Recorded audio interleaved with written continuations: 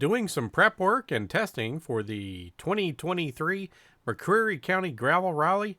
That's what's coming up next on LCARA HAMRadio.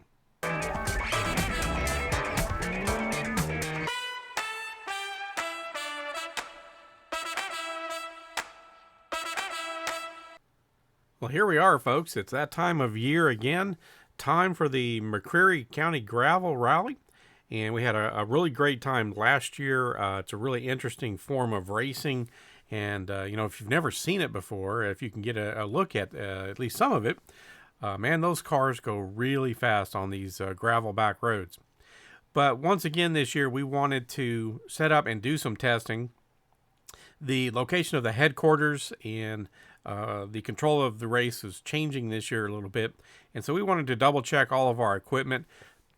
So one of our members, Mike, KD6FTR, put together this map to show where we're going to be setting up on the three major kind of zones or stages, and how that should have access to where the headquarters is going to be. And if you look right here, you can tell that only two locations show as having good connectivity or a good chance of radio frequencies reaching the HQ. But it turns out all of our locations actually do hit it quite well. So the online tools, the mapping tools are great, but they can only do so much sometimes. So we've been out several times here recently this year, setting up and doing testing from these locations to this new home base that they're going to be using. And here you can see we're setting up one of our drive-on units.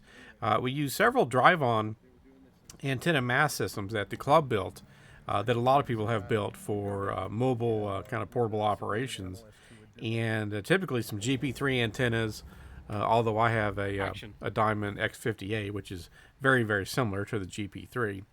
And we use these in setup and get quite a bit better reach and gain compared to the mobile antennas some of us have on our vehicles.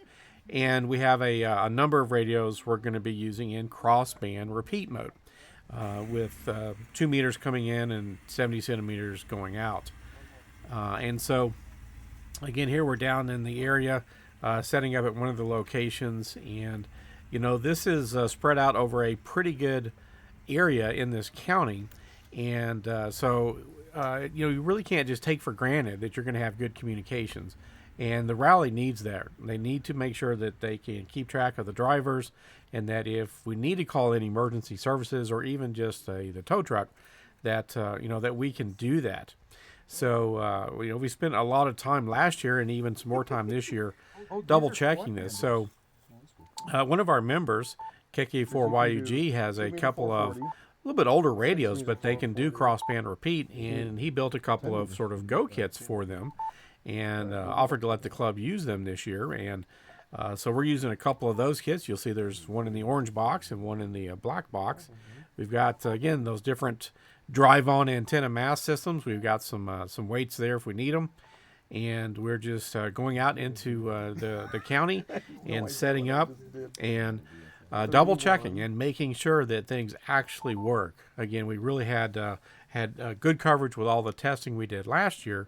But since the home base is moved to a slightly different location this year, we just wanted to go ahead and sort of do due diligence and make sure that we shouldn't have any problems this year.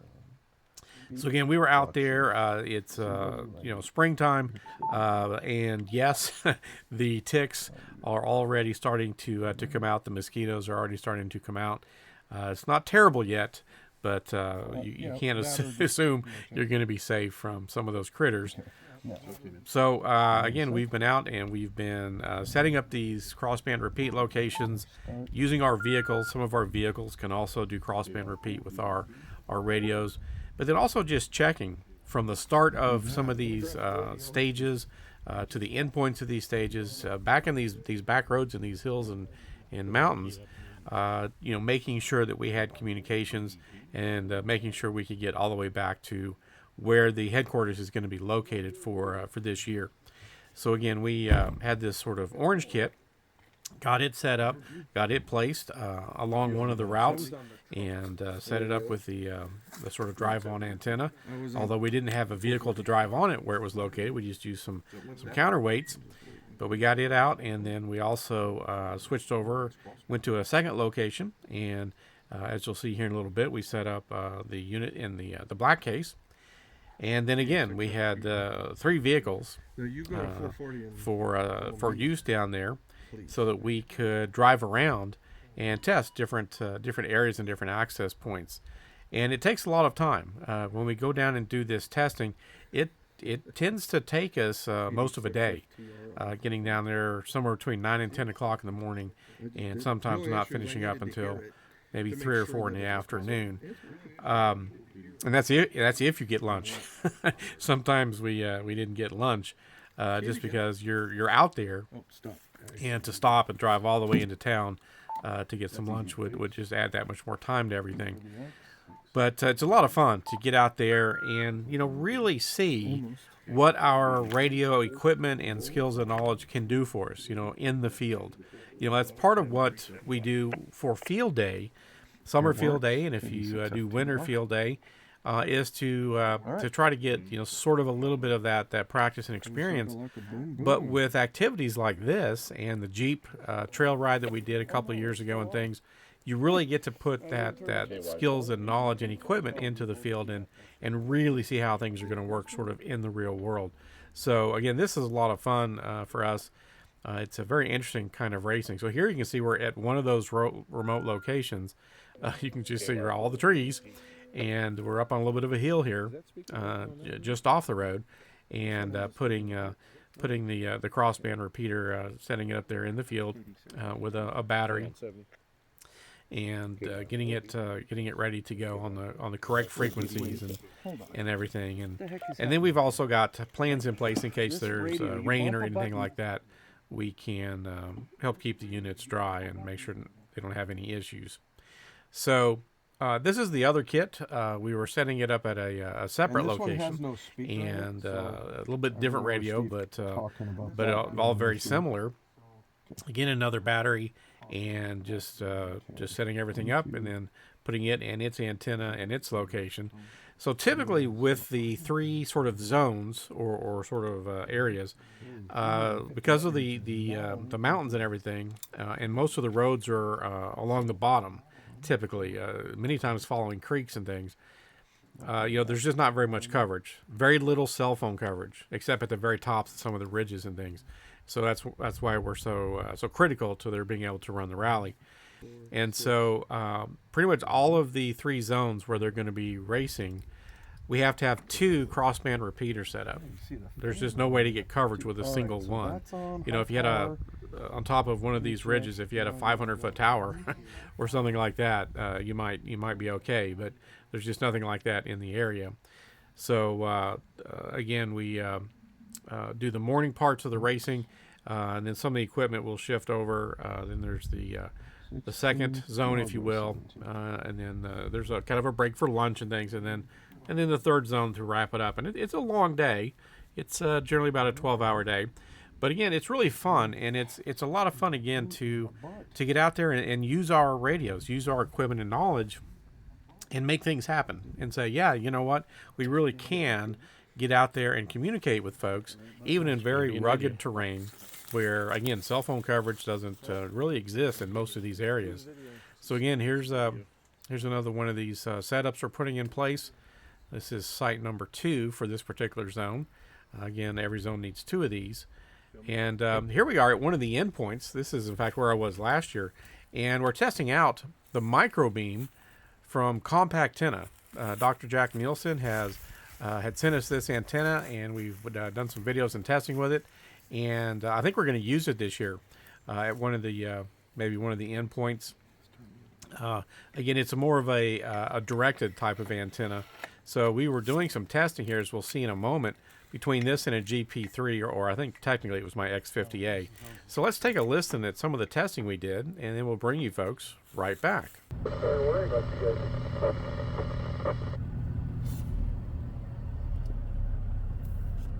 How do you copy now that we're on the micro beam?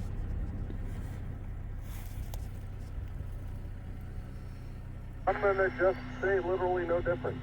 The GP3 seems to work just fine.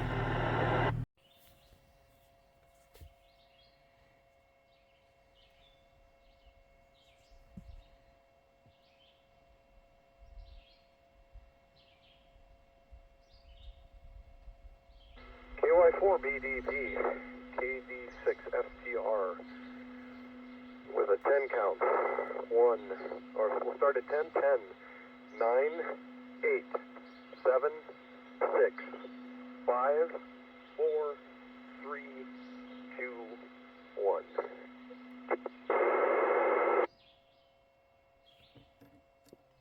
KY4 BDP, that was a successful test, full scale on both 2 meters and nearly full scale on 70 centimeters, averaging about an S7.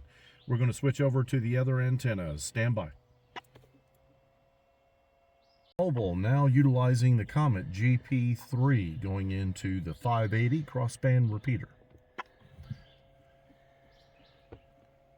All right, Brian, well, to be completely honest, I'm not really noticing any difference. I don't know what you're noticing on your receive. You might be a little less. I know you said that the other day.